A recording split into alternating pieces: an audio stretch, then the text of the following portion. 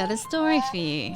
Story time. It is story time. Yay. So a couple of episodes ago when Tom was away, Uncle Zane, producer, and I read out somebody's story. I was on my deathbed with a mild flu. It was very mild. I was so lucky. 2 days. Your girlfriend maybe. was on her deathbed. Yeah, you were like, what's this annoying scratch at the back of my throat? It's a hoax. I knew it. Don't you dare. Don't even put it out there, because that's the people soundbite your stuff and then they send it out going, Tom said it. No, yes. In COVID all is my, real. in all Get my all your authority. vaccinations. Yes, I saw it firsthand. It is very real. So we kind of came up with a new category of story, which is when people write in stories that are longer than our quickie episodes, but they either can't put their voice to it because they live a very long way away and the time zone is a bit screwy, or they don't want to put their voice to it, in which case I will do my best dramatic reading. A lot of people hate hearing their voice recorded. Yeah, I used to be one of them. I like it now. I'm a bit egotistical about it. I just got used to it. And yes, sometimes people can't make it into the studio or zooming in, so they write in a story, and we commend and thank them for doing so. We do. So this was written into our ghostsofboyfriendspast@gmail.com email address. I had to go searching for it because it did end up in our junk, and that's why I was like, oh, that person said they were going to write in on socials and now they haven't. Yes, so if you have written into that email address and are waiting for us to reply, check your junk mail. Check your junk or hit us up on socials to be like, hey. Yeah. Bitch, why haven't you replied to my email yet? Please don't call Elizabeth a bitch. Please do. I own it. That's my branding. Hey, okay, fair enough. I retract. Only if it's friendly. Like, hey, bitch. Not like, hey, you fucking bitch. Yeah, that's very different. You see? Yes, okay. So this email comes to us from Eric, who is a fan of my other podcast, Castology. It's not mine anymore. I've resigned. I've quit. I flipped a table and I left. But Eric was a long time listener of Castology, and we thank him for that. And he has written in to ghosts, and it starts with "To whom it may concern," which is very formal, and I like it. I grew up Mormon, which has two major benchmarks all male members are expected to observe. The first is serving a 2-year church service and preaching a mission in a foreign country, and the second is being married in a temple. So 2 years of church service. Mm-hmm. You got to get abroad and spread the good. Spread the word of the Lord. Yes, and number 2, get married. Get married in a temple. In a temple. Now, from a very young age, about 7 or 8, I recall singing various kids' songs about those topics and just knowing, hey, I'm different and I'm not going to be able to do either of those things. Right, yes. I wasn't exactly sure on my sexual identity, as I've always been extremely reserved and awkward around people and any form of affection. I come from a very close family and great parents, but not a lot of hugging. I was most likely on the spectrum of autism as well, which just adds more confusion. I can imagine. In junior high and high school, I was much more worried on getting good grades and not saying stupid things that I just didn't date. I went out on occasional school dances, but every girl I asked out was not because of attraction, but just because they were friends and they wanted to go. I also went to a few where girls straight up asked me to go. Upon graduation from high school, I decided to ignore the whole service mission thing, and I just moved straight into college and finished my BS. BS? But, oh, right. I'm like, finished your BS? Like, that's what we say bullshit here in Australia, in just under 2 years, being done with college at age 21. From that point on, I was still not interested in dating at all, either gender. Right. It wasn't until age 26 when I finally decided to start dating. And for some reason, I started to realize that I was generally more attracted to and more comfortable with spending time with men. Since then, I constantly get asked to label myself. And while I usually just say I'm gay, I'd say the more fitting label is I'm Eric, just myself. Yeah, great. So, dating. I started the whole fun generation of Tinder and dating apps. Fun. So not fun. I'm sure, Liz, so in the world that some people in some circumstances can have fun on dating apps. I'm sure it can happen. Write in and tell me. I don't believe you. I'm sure it can happen, right? Screenshots or it didn't happen. Things are possible. That's a possibility. I'm sure people have fun. I remember being told one of the first few times meeting people, wow, you aren't as bad in person as I thought you'd be. Oh, that's... Yeah. That's good. Fucking horrendous. That's... People are garbage. Okay. Looking back at the quality of the photos mixed with a strong sense of self-esteem has helped since then. The first guy who I went on more than one date with went fairly well until one night I was told, I just prefer someone who isn't fat. Yeah, that's People it's no good. Suck. Don't get me wrong. I'm not the type of man who will ever have a six-pack. It's just not possible genetically. I'm built like the famous nursery rhyme about a certain teapot. I'm short and stout. And at that point, I started working out, which now, 7 years later, is a part of who I am, and just kept pushing through. My first boyfriend, it says in quote marks, was an interesting experience. He was finishing his last semester at a very, very religious university, and I was also his first boyfriend as well. Things went fairly well for the first 4 months, and then he finished school and moved to a large town about half an hour drive away. He started to become more distant and less communicative. It was one night when scrolling through the internet that I find out why. Someone had a side job as a cam model. Now, I wouldn't have cared about this if they'd told me. It just would have been really nice to know. Yeah. I asked about it, and he denied it, saying I could never do that. Interesting to try and deny it. I mean, if you're a cam model, you're bound to be... Like, I wouldn't say found out because it's not something that you need to be ashamed of, I don't think. Nope. Sex work is work. Like, any kind of work is work like that. And it's just denying it is where I think the boundaries crossed. A month later, he called me crying. He needed my help because he accidentally put his parents' address on the cam company's site for tax paperwork. So he had accidentally outed himself as both gay and an adult entertainer. That's quite and also was lying to me for a month. That's quite the conundrum and the kerfuffle. I'm sorry that it's a terrible way to be out yourself to conservative parents. I imagine Mormons. Yeah, like, gee whiz. Oh. So yes, sympathy abound. At that point, I'd be trying to claim mistaken identity or like someone stole my identity if I really wasn't ready to come out. I don't know what I do. I've never had to be put in that conversation, and my parents are actually quite disappointed that I'm straight because my lesbian mother thinks that I'm insane. And she's not wrong. Dating men is hard. So then after this point, he started to become verbally rude and very short.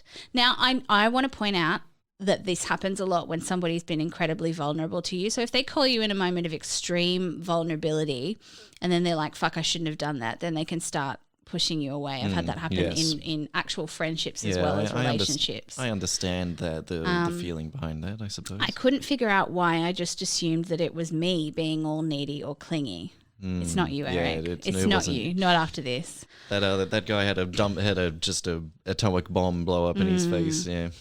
So I later found out that he felt like everyone in his life was stopping him from living life. So to solve this, he wanted to do drugs for the first time. Okay. No worries, you're an adult, you do you, Eric says. But what did he do?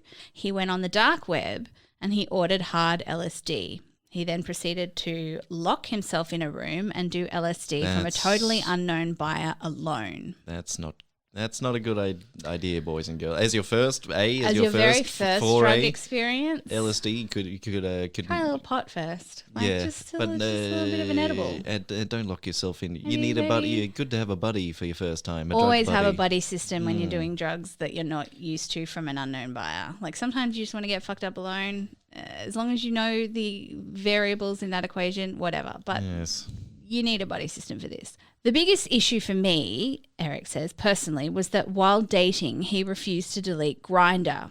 He used to say that he'd only ever use it to meet friends. Now. Well, now. Here, order in the court. Is that are we believing that? No. Ever? Okay. No one uses dating apps to meet friends. There are friend meeting apps for that kind of... Okay, wait. Zane's got a thing to say. I'm not Eric. No. And I'm not Eric's boyfriend. No. I am, however, an asexual who was on Grindr for a time. And usually that was a self-destructive thing for me. But I would usually use it to meet friends. Because... Now, are you the kind of person you're the exception that proves the rule in the way? I think I met a lot of people on there that were interested in a connection that wasn't necessarily just an immediate hookup. Right. And that's real, but that I maybe brought that out in people because I would show zero interest in an immediate hookup. I'd be like, tell me who you are, what you're doing. Because I know people who accidentally meet friends because they're looking for a romantic relationship and they become friends. But if you're in a romantic relationship, do you go on there to look for friends? If you are in a romantic relationship, Grindr is not the place to be because it is a hookup app, not Case a closed, Your friendship Honour. relationship. Thank you. We were So I will leave it there. Like Yes. I have made friends there, but Yes, yeah, you in a can relationship, make friends it's not on a good, dating apps, but that's not where you go to make them if you're in a relationship, I believe. Okay, so things came to a head when after dating for 7 or 8 months, I was at his apartment watching some political debates, after which he went and showered so we could go get dinner. While in the shower, he left his phone with me. Here we go. Danger. Here we go. Which wouldn't stop ringing. And then he got a text that popped up that asked if he was still keen to hook up that night. Oh, dear. Oh, dear. I rest my case, Your Honour. Yes. The defense. There we go. Correct. Yes, yes. So at that point, I broke up with him. Well done, Eric. A+. He admitted that he'd cheated regularly with 4 different people minimum. This was heartbreaking, and of course I took it as my fault, like I wasn't good enough. Oh, Eric. That's not your fault at all. Yeah. If someone doesn't find what they're looking for in you, that's not a reflection on you at Not all. It at means all. that they want something different. And the fact that they're cheating is a boundary cross for a lot of people. It's a failing and a weakness on their behalf, not yours. Right.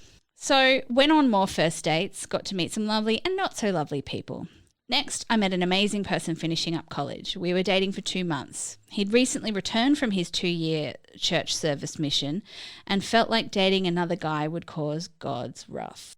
Things went really well until after about a month and a half of dating. I got a text saying that he needed to meet, so we met up, and it turns out that day at school he was on Grindr when a man asked him to come to the bathroom to make out. Trigger warning, if you don't like hearing bad things, skip ahead about 30 seconds. And then he was raped. Okay. I'm going to put a trigger warning at the head of this episode as well. He was heartbroken and had no clue what to do. So I helped walk him through going to a clinic, talking to the police, etc.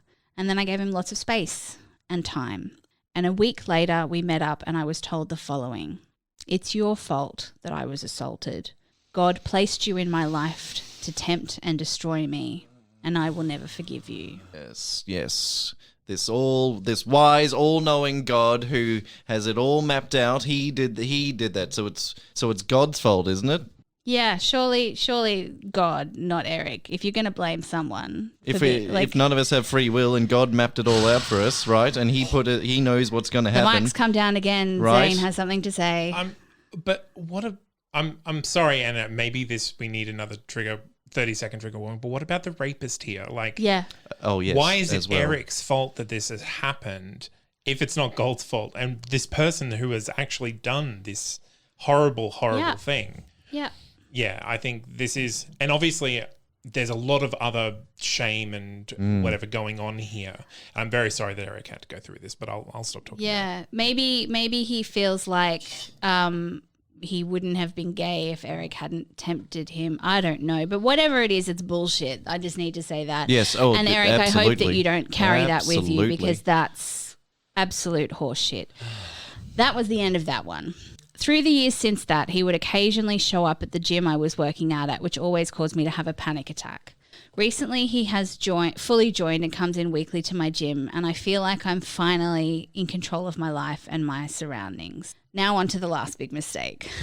I dated this person for about 4 months. Absolutely was the love of my life and I adored him. But he sort of struggled with friends and creating boundaries.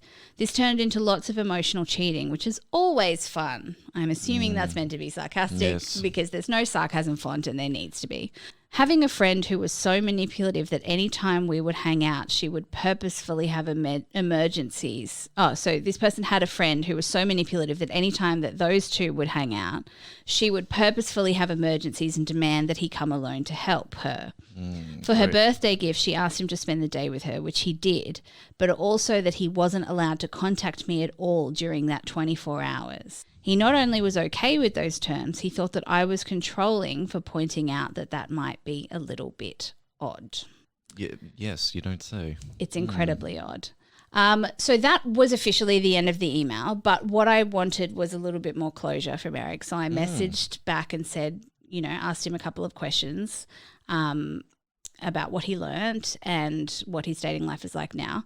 And he says, so after all that, I just never heard from that guy again. We dated for months and even lived together, and then just one day gone. I have no clue what happened to him either. Since then, I think 2019, I've been dating a lovely guy. I adore him to death. We're able to work through and discuss things, but a lot of that was learning what I liked, and more importantly, what things were simply things that I was not comfortable with in wanting in a relationship.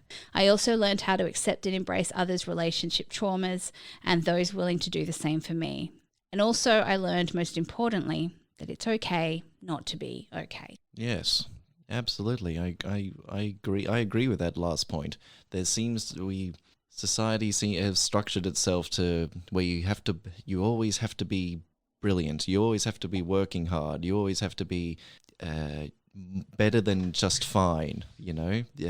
But that's not true. You can have you can have a week where you're sad and depressed. There's a myriad of emotions and feelings that we humans go through. It's not just a binary switch. So it is okay to not be okay. I agree with that. There's a lot of things in Eric's story that we could pull apart and explore. Microphones come down for producer Zane again. What do we want to say? Oh, it's something very nice. I think what Eric's saying there is I think failed relationships aren't failures unless you Absolutely don't learn not. from them. Yes. So and I think Eric's really spelled out very nicely there, just what he's taken away from each of these relationships, which were in their own ways traumatic, and that he has found something now, taking all of that into account and now knowing how to communicate what he needs and respond to his partner's needs as well. Absolutely. And I think that was quite clear going through each of the stories, as difficult as they may be, that each time Eric was learning something about himself, which I think is really important, as well as other people can just be garbage sometimes. And I think that it's great to recognize that and not go immediately introspective when someone leaves you or ghosts you or whatever, because 9 times out of 10, the problem's with them. Absolutely.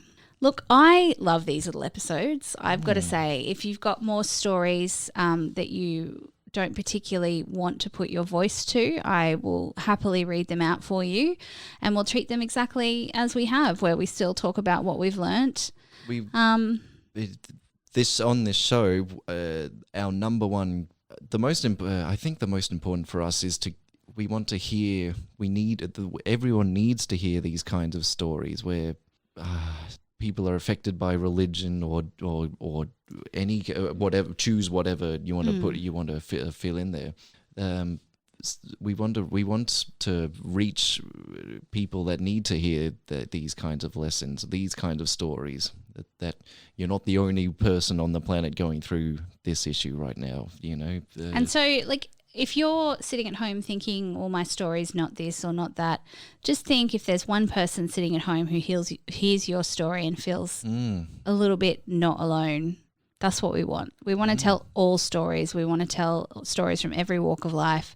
And look, Eric, thank you so much, because it must be so difficult to be not only dating and Mormon, but dating and Mormon and gay, or dating and Mormon and Eric. It's not easy being Eric. So it's really good to hear stories of other people figuring out what that means to them and what labels they do or don't want to pertain to, and how they navigate their own needs in a dating relationship in a community that doesn't really look after your needs very well. Yes, if you are LGBTQ, etc., belonging under the umbrella of a church that doesn't agree with your lifestyle, but it's just the internal logic doesn't make sense to me. So God made you that way So he made you a sinner in your religion? He made you I don't bad in your understand religion? how the religion, it's so contradicting. Like you hear people saying Jesus said to love everyone. Yeah, everyone except for that guy because he's gay, or that guy because those are, different race to me. Like I don't understand. I like to hear stories. Like I remember there used to be a really great church in West End that was LGBTQIA plus friendly in Brisbane, and it was just like a rainbow church, and everyone would go there, and you can still have your religious beliefs and not. It's still there. I think, was it Uniting Church? I think that the pastor was pushed out, or not pastor, priest, whatever you call them. Yeah, he's still good. But yeah, that's like I think the whole idea of religion, isn't it, that God's meant to judge you? So just love everyone and let God do the dirty work. You don't even have to worry yourself about everybody else's life. Worry about yourself, friends. But yeah, if you've got any experiences in, dating under strict religious rules, laws, I don't know, an umbrella, please contact us. I want to hear about it. We want to hear about it so that if anybody else is struggling at home as well, they can start thinking about how to navigate. Liz and I are two heterosexual people. Well, for the main part, I am at least. But we do want to hear from trans. We want to hear gay stories. We want to hear anyone. We want to hear all stories. So don't feel like just because we're called Ghosts of Boyfriends Past that we only want to talk to women about boyfriends. That's just a title. It was good for SEO. Like it scans well, but we want to hear all stories from all people. So if you want to write to us at ghostsofboyfriendspast@gmail.com, please write in your story. If we don't reply to you, hit me up on socials at our Ghosts of Boyfriends Past podcast, or come join our Ghosts of Boyfriends Past. I have to say that so many times. Come join our group therapy group. It's got the name of the podcast and then it says group therapy at the end of it. And we've got our nice little logo where you can chat all kinds of things related to dating, marriage, breakups, divorce, everything in between. Yes. Oh, and more sex stories. I want more sex stories too. I want all the stories. Give me every story that you have. And please, after you've rated the show, please share it, because as you've heard from this story today, or collection of stories today, it's important. This stuff matters, that other people will, this will help other people, hearing these things. So thank you for doing that. I've been Liz Best. I'm Tom Harris. And help us help others.